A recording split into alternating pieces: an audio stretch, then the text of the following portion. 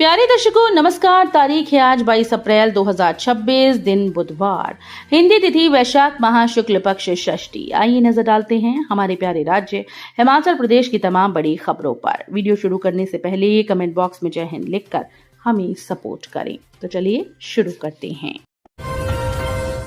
30 जून तक सीबीएसई पाठ्यक्रम वाले सभी स्कूल्स में अध्यापकों की नियुक्ति।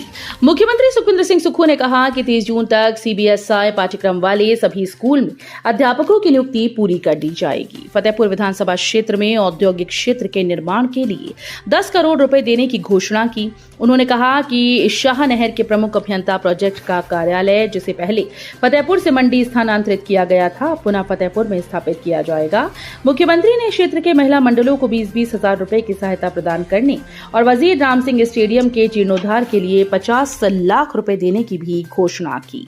मंगलवार को फतेहपुर विधानसभा क्षेत्र के जकबड़ में आयोजित जनसभा में सीएम ने कहा कि आरडीजी बंद होने से प्रदेश को प्रतिवर्ष 8 से 10 हजार करोड़ रुपए का नुकसान हुआ है। उन्होंने कहा कि भाजपा केवल सुर्खियों में बने रहने के लिए बेतुकी बयानबाजी कर रही है। राज्य सरकार ने आम जनता की आकांक्षाओं और जरूरतों को ध्यान में रखते हुए नीतियां बनाई। पिछले वर्ष से पहली कक्षा से अंग्रेजी माध्यम की शुरुआत की गई और 151 स्कूल को सीबीएसई पैटर्न पर लाया गया। पहाड़ में बहने लगे दूध के दरिया, हिमाचलियों को मिल गया कमाई का नया जरिया।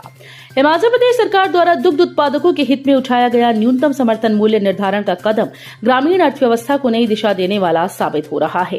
वित्त वर्ष 2026-27 के लिए सरकार ने गाय के दूध का न्यूनतम समर्थन मूल्य 61 रुपए प्रति लीटर और भैंस के दूध का 71 रुपए प्रति लीटर निर्धारित किया। इस निर्णय से न केवल किसानों और पशुपालकों को उनकी मेहनत का उचित मूल्य मिल रहा है, बल्कि उनकी आय में स्थिरता और वृद्धि भी सुनिश्चित हो रही है।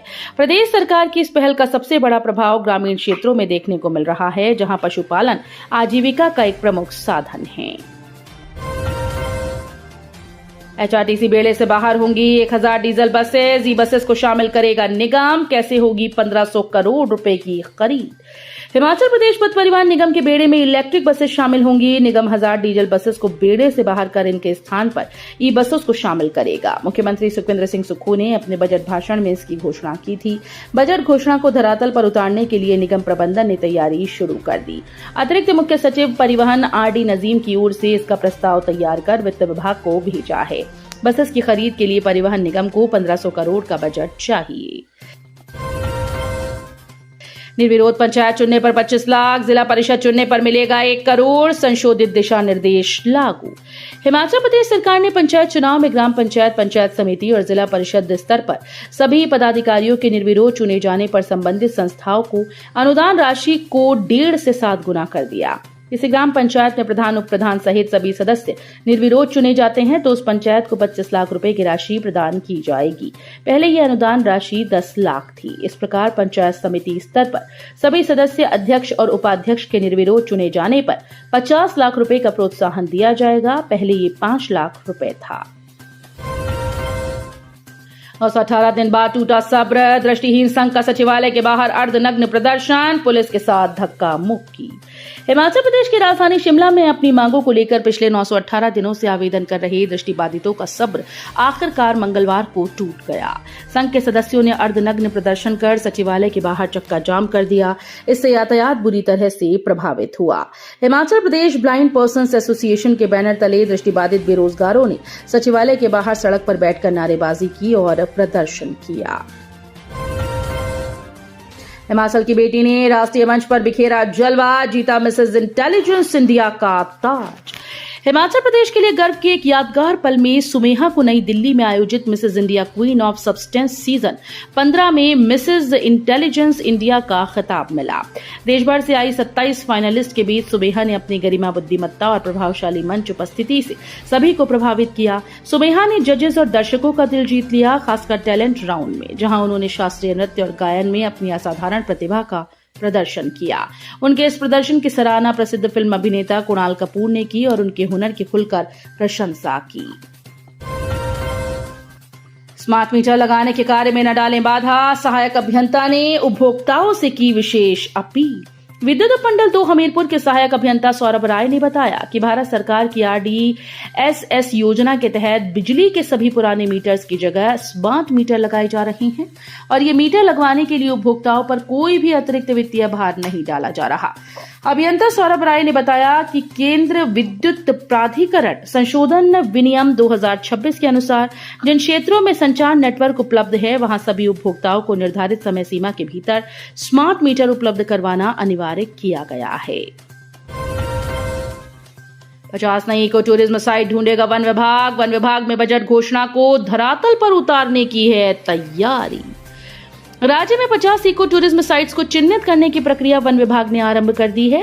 प्रदेश में ग्रामीण पर्यटन को बढ़ावा देने के लिए ये अहम कदम उठाया जा रहा है। अहम है कि मुख्यमंत्री सुखविंदर सिंह सुक्खू ने अपने बजट अभिभाषण में 50 इको टूरिज्म साइट्स को विकसित करने की घोषणा की थी, लिहाजा इस पर वन विभाग ने आगामी कार्रवाई शुरू कर दी। जानकारी के अनुसार वन विभाग ने सीएस की बजट घोषणा को धरातल पर उतारने की तैयारी आरंभ कर दी। इस कड़ी में विभाग ने राज्य में 50 नए स्थलों को इको टूरिज्म के लिए विकसित करने की दिशा में कदम आगे बढ़ाया है। हिमाचल प्रदेश के आयुर्वेदिक अस्पतालों में पंचकर्म कोर्स शुरू करने को मंजूरी। इन 2 संस्थानों में सीटें बढ़ेंगी। हिमाचल प्रदेश में कांगड़ा जिले के पपरोला स्थित Rajiv Gandhi government post graduate Ayurvedic college व अस्पताल और छोटा शिमला स्थित क्षेत्रीय आयुर्वेदिक अस्पताल में आयुर्वेदिक स्पा थेरेपिस्ट कोर्स की सीटें बढ़ेंगी।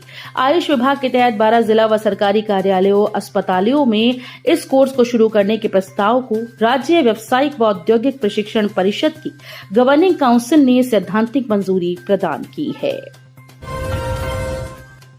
बिलासपुर में व्यापारी ने फर्जी आरसी के साथ चोरी की कार बेची, लगाया 14 लाख का चूना। बिलासपुर पुलिस ने कारोबारी के खिलाफ चोरी का वाहन बेचने और खरीदार से करीब 14 लाख रुपए की धोखाधड़ी करने के आरोप में आपराधिक मामला दर्ज किया। पुलिस की जानकारी के अनुसार बिलासपुर के घुमारविन निवासी अशोक कुमार ने दिसंबर 2025 में आरोपी अराफात हुसैन के साथ 14 लाख रुपए में एक काली एसयूवी खरीदने का सौदा तय किया था। पुलिस ने बताया कि बिलासपुर में अराफात पुराने वाहन खरीदता और बेचता है। व्यापारी ने चोरी की कार फर्जी नंबर प्लेट, गलत इंजन नंबरों और फर्जी पंजीकरण प्रमाण पत्र के साथ खरीदार को बेच दी।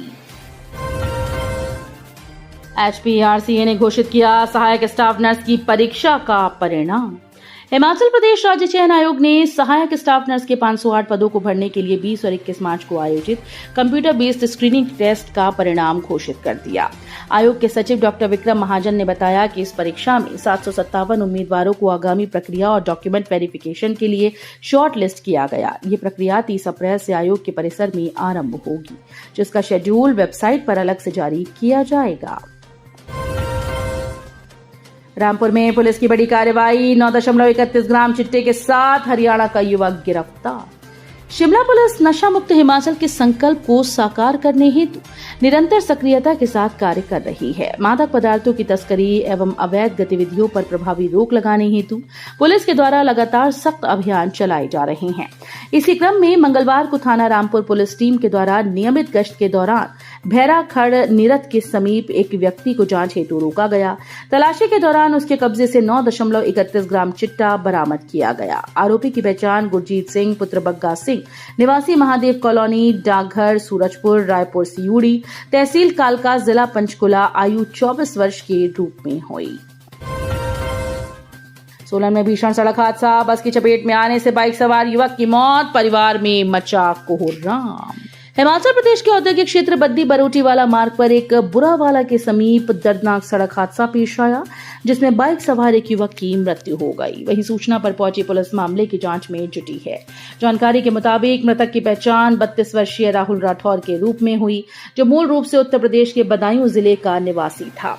वो स्थानीय उद्योग में कार्यरत था। बताया जा रहा है कि राहुल काम खत्म करने के बाद दोपहर करीब 3 बजे एक परिचित से बाइक पर लिफ्ट लेकर अपने कमरे की ओर जा रहा था। इसी दौरान बुरावाला के पास विपरीत दिशा से आ रही एक तेज रफ्तार निजी बस ने उनकी बाइक को पीछे से जोरदार टक्कर मार दी। तो ये थी आज की फटाफट खबरें। हम मिलेंगे अगले बुलेटिन में, तब तक के लिए धन्यवाद। जय हिंद।